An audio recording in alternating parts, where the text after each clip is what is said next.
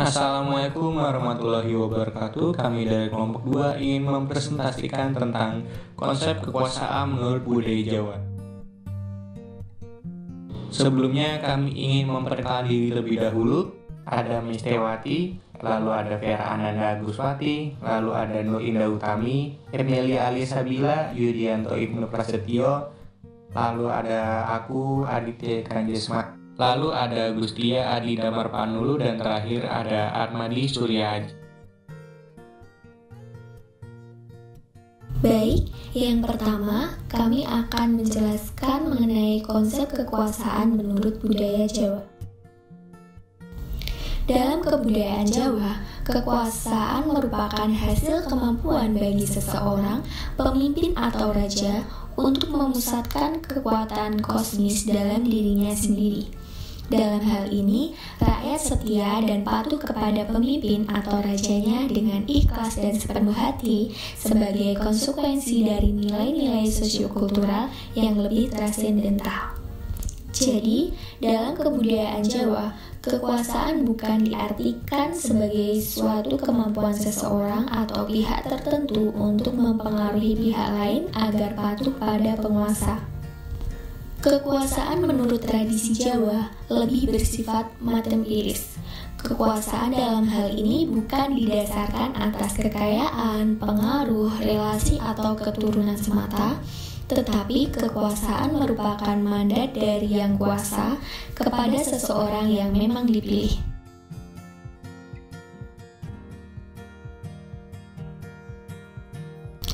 Selanjutnya ada konsep kekuasaan budaya Jawa menurut Benedict Anderson dalam tulisannya yang berjudul The Idea of Power in Javanese Culture, yang menyebutkan bahwa konsep kekuasaan menurut budaya Jawa terdapat 4. Di antaranya, yang pertama, kekuasaan itu konkret, yang berarti memang ada keberadaannya karena diturunkan oleh Tuhan Yang Maha Esa atas dasar wahyu kepada wakilnya di dunia.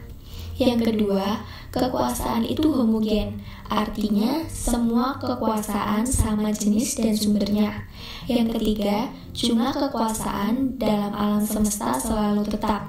Menurut paham orang Jawa, kekuasaan merupakan ungkapan realita yang sama, berkualitas sama, dan kekuasaan lebih dulu ada daripada yang lain. Yang terakhir, yang keempat, kekuasaan tidak mempersoalkan keabsahan, karena semua kekuasaan berasal dari sumber yang tunggal dan homogen, maka tidak mempersoalkan dari mana kekuasaan itu berasal. Selanjutnya ada upaya mencari kekuasaan menurut budaya Jawa. Kekuasaan menurut budaya Jawa diperoleh dengan cara-cara yang bersifat spiritual, yang sering dikaitkan dengan persoalan-persoalan teologis. Menurut pandangan tradisi Jawa, hal itu sering terjadi melalui semacam pengalaman panggilan. Orang yang dipanggil atau diberi mandat oleh Yang Kuasa biasanya sudah berhasil melakukan langkah-langkah spiritual tertentu. Dalam hal ini, kekuasaan dalam budaya Jawa didasarkan oleh adanya pulung. Biasanya, seseorang yang tidak terpanggil atau tidak menerima pulung, maka kekuasaan itu tidak akan didapatnya. Jadi, pulung inilah yang berkaitan dengan karisma dari seorang pemimpin. Kekuasaan seseorang yang berdasarkan pulung tersebut sudah sah dan sulit untuk diganggu-gugat oleh rakyatnya. Yang selanjutnya ada konsep dasar kekuasaan menurut budaya Jawa. Seorang pemimpin di Jawa memiliki kekuasaan yang sangat kuat karena dipengaruhi oleh konsep dasar atau pandangan masyarakat Jawa tentang konsep kekuasaan itu sendiri. Adapun konsep dasar kekuasaan menurut budaya Jawa, yang pertama ada konsep kosmopolitan, yaitu menempatkan raja sebagai pusat segalanya dan melahirkan kepatuhan rakyat secara sukarela. Yang kedua, ada konsep kawula gusti, yaitu bentuk hubungan yang akrab dan tanpa ikatan pribadi yang tercermin pada sikap hormat dan tanggung jawab. Rakyat sebagai kawula atau akan menghormati tuannya yaitu Gusti dengan sepenuh hati, ikhlas dan tanpa paksaan. Yang ketiga, konsep keagungbinatraan. Di sini raja memiliki segalanya, baik berupa harta maupun manusia pada umumnya. Dalam konsep ini biasanya rakyat berpaku pada prinsip tinggal nderek karso dalem, yaitu terserah kehendak raja. Namun dalam hal ini tidak menjadikan raja sewenang-wenang terhadap rakyatnya. Karena dalam konsep keagungbinatraan ini juga diharuskan adanya sikap berbudi luhur dan mulia yang luas serta sifat adil terhadap semua yang hidup atau penuh kasih sayang. Terima kasih, selanjutnya akan dijelaskan oleh teman saya. Dipersilahkan. Baik, untuk yang selanjutnya yaitu ciri kekuasaan Jawa. Kekuasaan Jawa identik dengan peran seorang pemimpin. Kepemimpinan yang diartikan sebagai kekuasaan absolut, kekuasaan yang tidak dapat terbantahkan oleh siapapun. Apa yang menjadi kehendak harus terlaksana. Apabila tidak, pasti sang pemerintah atau raja akan marah dan melaksanakan kegiatan demi mendapatkan apa yang diinginkannya. Dan bagi yang mendapatkan perintah akan mendapatkan imbalan sesuai dengan kemauan sang raja.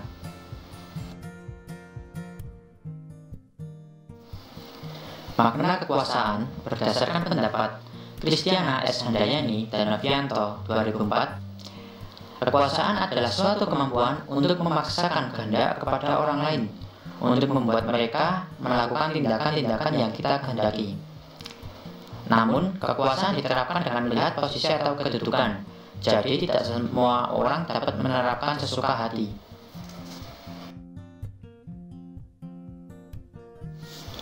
Perjalanan hidup seorang pemimpin atau raja tidak hanya mempunyai kekuasaan secara material, tetapi juga mempunyai kekuasaan secara spiritual.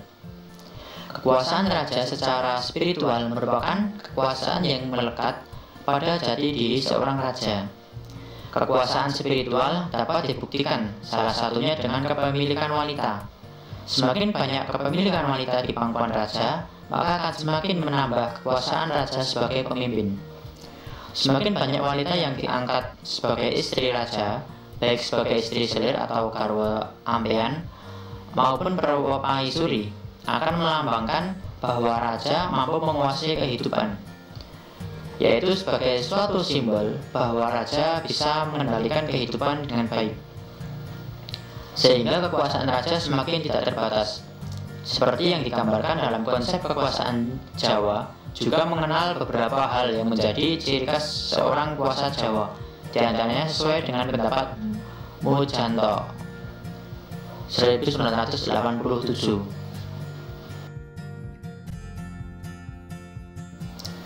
Yang pertama, menerapkan sistem politik patrimonial, merupakan suatu sistem kekeluargaan yang diterapkan di Jawa secara berkelanjutan.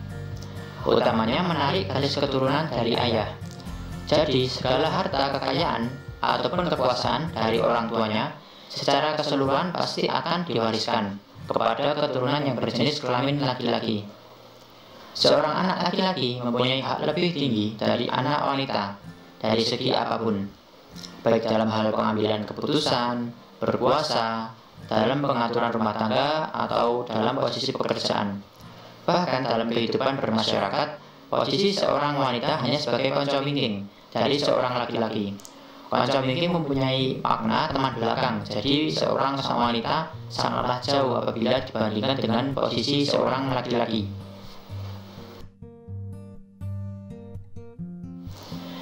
Yang kedua, konsep keagungbinataraan. Kehidupan raja berlaku sebagai seorang yang berkuasa absolut, yang menjadi momok bagi rakyatnya dalam melakukan aktivitas apapun. Selain itu, rakyat juga mengakui raja sebagai pemilik segala sesuatu, baik harta, benda, maupun jiwa manusia yang berada di daerah kekuasaannya, yang merupakan tanggung jawabnya sebagai pemimpin. Sehingga, Mujanto 1987 berpendapat, seorang rakyat biasa tidak mempunyai kekuasaan absolut. Kekuasaan absolut tersebut hanya dimiliki seorang raja. Sebagai bukti raja dengan kekuasaan absolut adalah kepemilikan istri yang lebih dari satu. Walaupun istri raja lebih dari satu, dikatakan bahwa raja mampu menguasai wanita tanpa adanya kendala. Bahkan raja mempunyai kekuasaan dalam memilih siapa yang pantas untuk menjadi istri, baik selir atau ambeien maupun permaisuri. Prinsip dan batasan kekuasaan raja. Terdapat 7 prinsip dan batasan kekuasaan raja saat menjabat menurut Purwadi dan Djoko Dwianto 2008. Yang pertama, wewenang wisesa sanagari. Diartikan bahwa raja memiliki kekuasaan dan wewenang atas seluruh isi negara. Seluruh isi negara adalah milik raja dan di tangannya lah segala keputusan. Seluruh keputusan atau kehendak raja merupakan perintah bagi seluruh rakyat yang tinggal di suatu daerah kekuasaan sang raja. Yang kedua, agung binatara. Diartikan bahwa raja itu bersifat agung dan laksana seorang dewa. Raja diibaratkan sebagai manifestasi Tuhan. Kekuasaan raja membuktikan bahwa posisi raja sangat tinggi, bukan hanya seseorang yang memimpin saja, melainkan seseorang yang dihormati, dihargai, diagungkan bagi seluruh rakyat yang mendiami daerah kekuasaan raja.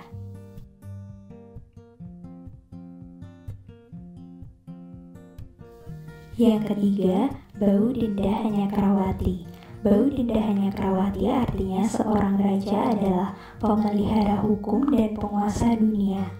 Batasan kekuasaan raja ini menunjukkan bahwa raja berwenang atas segalanya. Raja merupakan pemegang hukum, berhak memutuskan segala perkara dan memberikan ganjaran atau hadiah maupun hukuman kepada rakyatnya secara adil. Yang keempat, berbudi bawa laksana. Dapat diartikan sebagai sebuah legitimasi bagi seorang raja bahwa raja pasti mempunyai budi pekerti yang baik. Tindakan raja menjadi cerminan rakyat seluruh daerah kekuasaan raja. Seluruh tingkah laku raja akan dilihat bahkan sering sebagai center of interest bagi seluruh rakyat.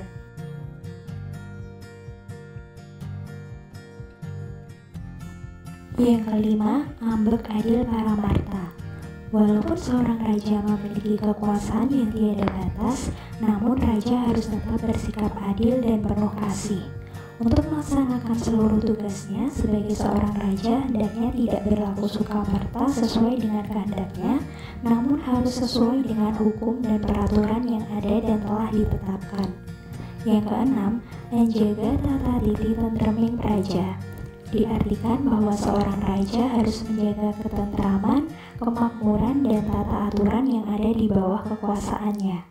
Tata titi tentram itu tidak hanya di luar wilayah kerajaan, melainkan juga berada di dalam kerajaan. Dengan demikian, raja bertugas untuk menjaga kemakmuran baik dari dalam maupun dari luar wilayahnya.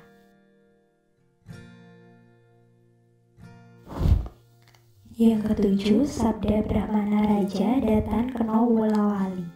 Sebagai bentuk konsistensi seorang raja, segala perkataan raja tidak boleh berubah. Segala keputusan raja tidak boleh terpengaruh oleh orang lain. Dalam istilah Jawa dikenal dengan istilah mencela mencele.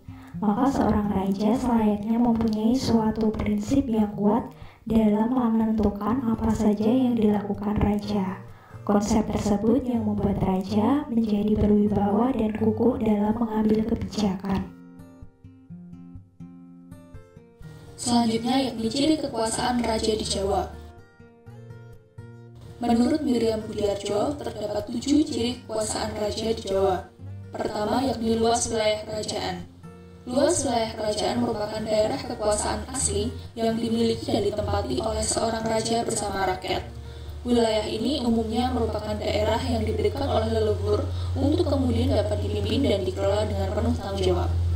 Luas wilayah ini disebut dengan istilah harta benggol, yang berarti harta yang selalu turun-temurun hingga akhir dari silsilah keturunan tidak dapat lagi mengelola harta tersebut. Jika keturunan raja tidak dapat mengelola harta benggol, maka kekuasaan akan berakhir dan hancur. Kedua, yaitu luas daerah atau kerajaan yang berhasil ditundukkan. Luas daerah ini merupakan daerah kekuasaan raja yang dimiliki dari hasil usahanya dalam memperluas wilayah asli kekuasaan. Upaya yang dilakukan raja untuk mendapatkan wilayah ini antara lain yakni melalui perang maupun pemberian dari kerajaan lain. Ketiga, yaitu kesetiaan para pegawai dalam menjalankan tugas. Hal ini berkaitan dengan hubungan raja dengan para pegawainya dalam membantu raja melaksanakan tugasnya. Keempat, yaitu kepemilikan wanita. Kepemilikan wanita merupakan suatu simbol kebesaran. Raja yang memiliki kekuasaan absolut memiliki kemampuan untuk mendapatkan segala hal yang diinginkan, termasuk wanita. Dalam menjalankan kehidupannya, hidup raja berdampingan dengan seorang wanita. Raja pun umumnya memilih wanita berdasarkan beberapa pertimbangan, antara lain pada bibit, bebet, dan bobot.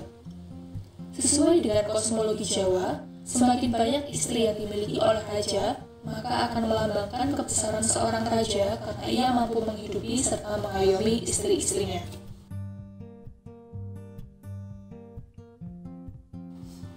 Kelima, yaitu keagungan dan kemeriahan upacara dalam kerajaan. Setiap pemangku kekuasaan memiliki kebijakan sendiri dalam mempertahankan wilayahnya. Nah, umumnya dalam upaya mempertahankan kekuasaan, raja di sini masih menghargai budaya tradisional yang tumbuh dalam wilayah Jawa. Beberapa upacara tradisional Jawa pun diselenggarakan sebagai sarana melestarikan tradisi dan menghormati leluhur. Upacara-upacara yang diselenggarakan oleh raja juga merupakan suatu bentuk wujud syukur terhadap pencipta yang telah memberikan kekuasaan dan nikmat kepada raja. Keenam, yaitu kekayaan berupa gelar dan kemasyhuran. Dalam menjaga gelar dan kemasyhuran, seorang raja pasti membutuhkan rakyat sebagai pendukung dalam menyukseskan pelaksanaan tugas-tugas yang dilakukannya. Jika suatu wilayah yang memiliki raja namun tidak memiliki suatu rakyat, maka wilayah tersebut tidak akan mampu untuk mempertahankan gelar beserta kemasyhurannya. Yang ketujuh atau yang terakhir yaitu kekuasaan yang kekal tanpa adanya penanding. Hal ini merupakan kunci dari langgengnya suatu kekuasaan raja. Raja merupakan seorang pemimpin yang memiliki kekuasaan penuh terhadap rakyat. Jika terdapat rakyat yang menyatakan ketidakpercayaan kepada raja, maka wilayah tersebut akan mengalami berbagai permasalahan yang membawa pada hancurnya kekuasaan. Nah, guncangan-guncangan internal dalam wilayah kerajaan pun dapat memicu wilayah lain untuk melaksanakan serangan dengan tujuan memperluas wilayahnya. Kemudian kita lanjut pada pengelolaan kekuasaan Jawa pada abad 16 sampai 19. Nah, pada pengelolaan kekuasaan ini ada beberapa cara yang dilakukan pada kekuasaan Jawa abad 16 sampai 19. Nah, yang pertama itu ada hubungan raja dengan masyarakat. Di Jawa sendiri itu paling mudah dipelajari dari kaitan kaula, gusti atau hamba dan tuan. Legitimasi raja-raja Jawa utamanya bersumber pada aspek magis religius, sebuah pengakuan dalam ranah kepercayaan hingga hal mistis yang tidak tersentuh masyarakat yang menjadi fondasi kokohnya kekuasaan. Konsep tersebut juga menguraikan relasi antara orang yang memerintah dan yang diperintah. Dalam hal ini hubungan antara raja dan rakyatnya. Dengan patuh dan setia mengikuti raja, masyarakat berharap akan hidup tentram. Namun di sisi lain, masyarakat juga memiliki harapan adanya kekuasaan akan memberi perlindungan kepada rakyatnya. Kemudian yang kedua itu ada aspek teknis dan ekonomis. Itu juga dibagi menjadi tiga. Yang pertama, memberi kekuasaan penuh kepada pembantu raja di suatu wilayah dengan membagikan daerah-daerah di sekitar kerajaan. Yang kedua, mengadakan pendidikan dan ajaran moral yang kuat bagi calon pemimpin daerah supaya setia. Kemudian yang ketiga, mempraktikkan kawin-mawin antar elit pemerintah guna menjaga kesetiaan. Kemudian juga menciptakan silsilah Raja Jawa, yaitu menciptakan silsilah raja-raja Jawa dengan raja-raja yang terdahulu sehingga membentuk silsilah Raja Jawa Islam dengan Raja Jawa Hindu. Sedangkan pikiran orang Jawa berusaha menyatukan dua kebudayaan yang berbeda dari agama Hindu dan Islam untuk menegakkan kesinambungan dalam kerajaan. Karena itu Raja-Raja Mataram diberikan silsilah ganda.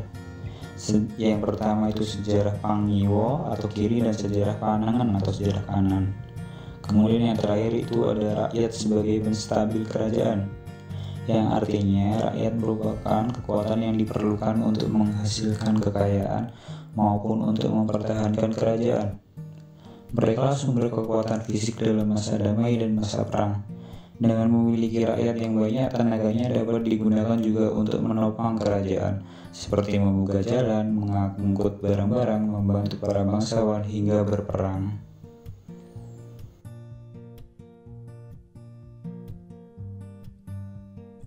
Paham kekuasaan Jawa dalam kehidupan sosial politik Indonesia.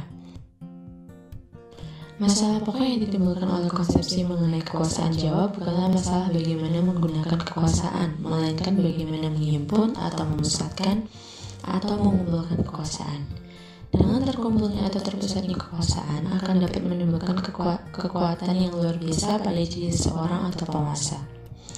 Menurut tradisi Jawa, usaha menghimpun kekuasaan dapat melalui berbagai cara, antara lain melalui bertapa atau asketisme, dan melakukan persahabatan atau persekutuan dengan kekuatan supranatural atau gaib.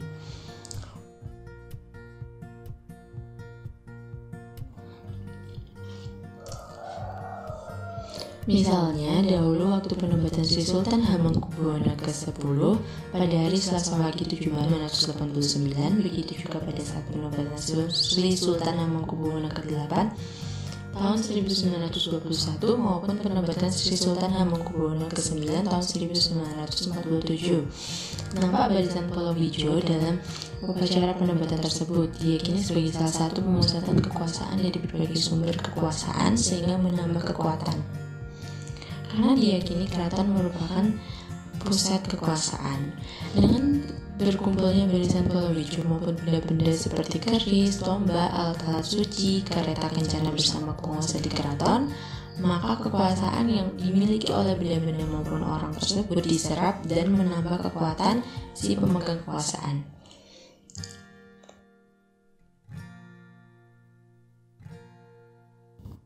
Yang kelima, ambek adil paramarta. Walaupun seorang raja memiliki kekuasaan yang tiada batas, namun raja harus tetap bersikap adil dan penuh kasih. Untuk melaksanakan seluruh tugasnya sebagai seorang raja, hendaknya tidak berlaku sukamerta sesuai dengan kehendaknya, namun harus sesuai dengan hukum dan peraturan yang ada dan telah ditetapkan.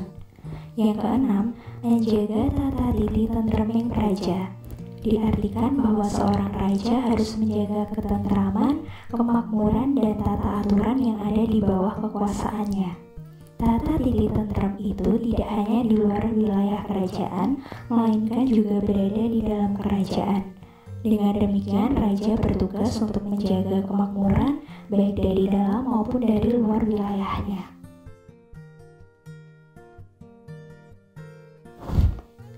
Yang ketujuh, Sabda Brahmana Raja Datan Keno Wulawali.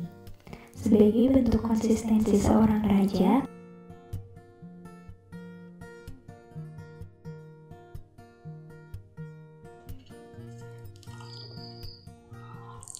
kemudian pemusatan paham kekuasaan menurut paham budaya Jawa ini juga dilakukan oleh Presiden Soekarno. Dalam upacara-upacara kenegaraan yang diselenggarakan di Istana Negara sering ada pertunjukan wayang kulit. Nah, pertunjukan tersebut menggunakan lakon-lakon yang disesuaikan dengan situasi politik pada waktu itu agar dapat mengilhami konsepsi perjuangan bangsanya. Di samping mengadakan pertunjukan wayang kulit sewaktu menghadapi Belanda dalam perebutan Irian Barat, Bung Karno tidak segan memanggil kelompok spiritual dan mistik untuk ikut mendukung kampanye politiknya. Semuanya bertujuan menghimpun kekuatan yang ada di luar dirinya. Hal ini menurut tradisi Jawa, Bung Karno secara sadar melakukan kegiatan untuk mengumpulkan kekuasaannya.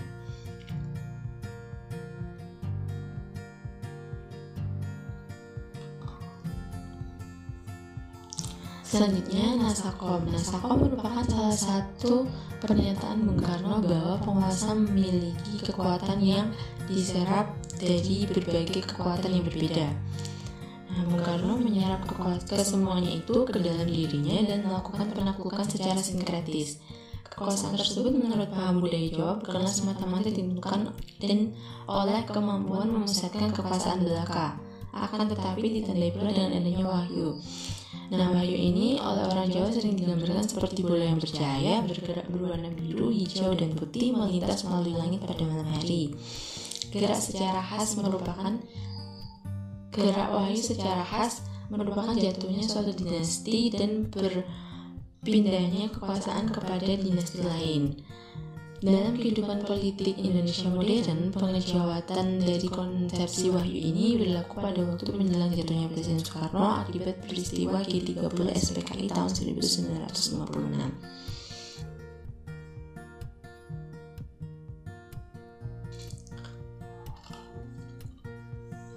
Jenderal Soeharto berdasarkan penuturan banyak orang dan terutama setelah terungkapnya kasus Suwito dalam pembelaannya telah melakukan tapa berata atau bertapa dalam rangka memperoleh kekuasaan dari Presiden Soekarno. Terlepas dari persoalan benar tidaknya cerita tersebut, ternyata setelah Soeharto dapat melakukan tapa berata dengan baik, maka ia berhasil memperoleh kekuasaan atau wahyu yang dimaksud surat perintah 11 Maret atau Super Semar, yang dalam tradisi politik Jawa dapat disejajarkan dengan Jamus Kalimasoro atau pusaka andalan para Pandawa. Implikasi politik dari kisah tersebut menunjukkan bahwa Jenderal Soeharto dalam perspektif kebudayaan Jawa telah memperoleh wahyu yang membenarkan dirinya untuk menggantikan penguasa lama dan membentuk pusat kekuasaan baru atau orde baru.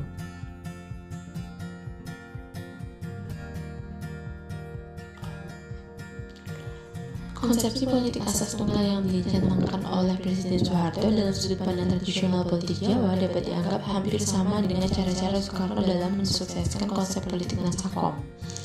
Ditempatkannya Pancasila sebagai satu-satunya asas bagi kehidupan berbangsa, bernegara, dan bermasyarakat telah menjadikannya kekuatan politik atau aliran-aliran politik yang beraneka ragam, ideologinya bersatu dan terpusat dalam diri Presiden Soeharto, dan sekaligus menempatkan dirinya sebagai pusat kekuasaan dan menempati hierarki tertinggi dalam sistem politik orde baru.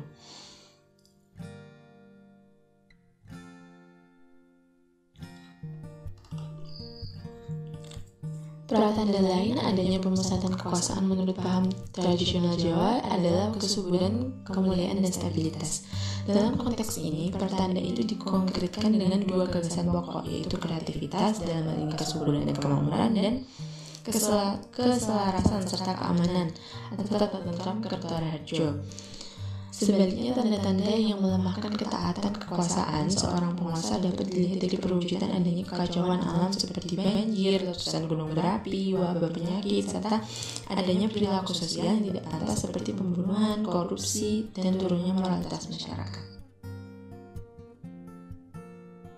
Saya Gustia Adi dengan NIM 19808141069 akan menjelaskan materi berikutnya, yaitu perbedaan konsep kekuasaan Jawa tradisional dengan konsep kekuasaan Barat. Konsep kekuasaan antara masyarakat bangsa yang satu dengan bangsa yang lain sudah tentu berbeda-beda, sehingga antara dunia Barat dengan dunia timur khususnya Jawa sangat berbeda, bahkan saling bertolak belakang. Secara garis besar, konsep kekuasaan menurut budaya Jawa ada tiga, yaitu pertama, kekuasaan itu konkret, yang kedua, sumber kekuasaan bersifat satu, dan yang terakhir, kekuasaan bersifat tetap. Sedangkan konsep kekuasaan menurut Barat yaitu kekuasaan bersifat abstrak, lalu sumber kekuasaan bersifat majmuk, dan yang terakhir jumlah kekuasaan tidak terbatas.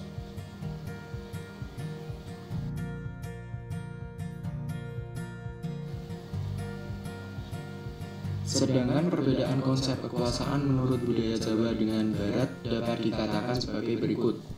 Yang pertama, perbedaan dalam menentukan sifat kekuasaan, yang berarti Barat memandang bahwa kekuasaan itu abstrak, sedangkan Jawa menganggap kekuasaan itu konkret.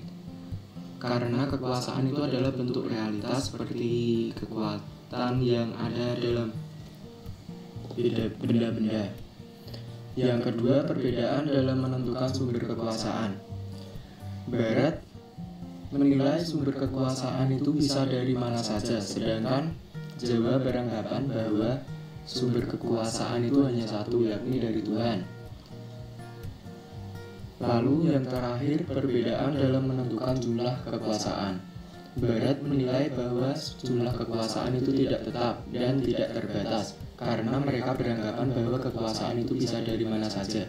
Sedangkan Jawa memandang jumlah kekuasaan itu tetap. Mereka beranggapan kekuasaan bukan dari interaksi. Dan juga alam semesta tidak bertambah luas atau sempit sehingga jumlah kekuasaan itu tetap tidak bertambah dan juga tidak berkurang.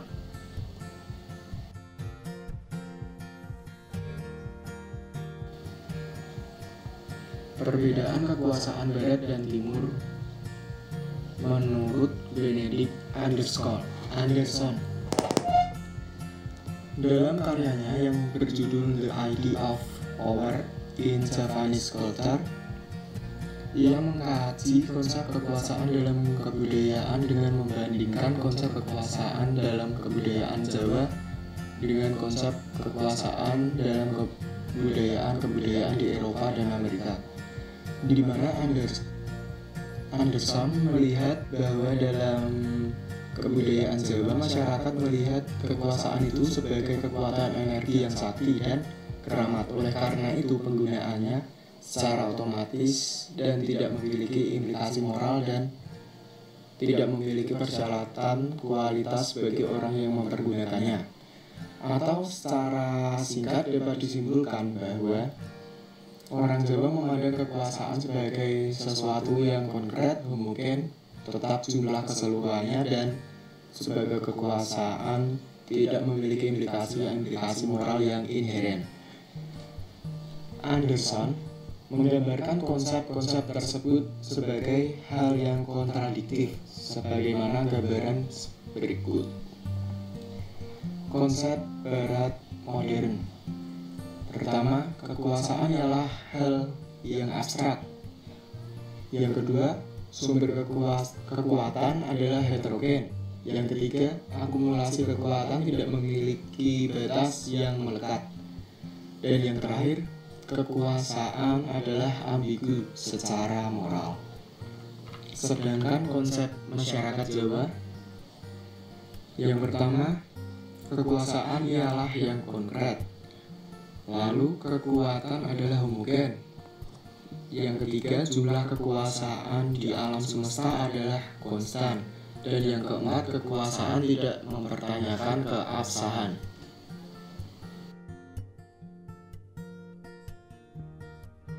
Sekian presentasi dari kami, kurang lebihnya mohon maaf. Wassalamualaikum warahmatullahi wabarakatuh.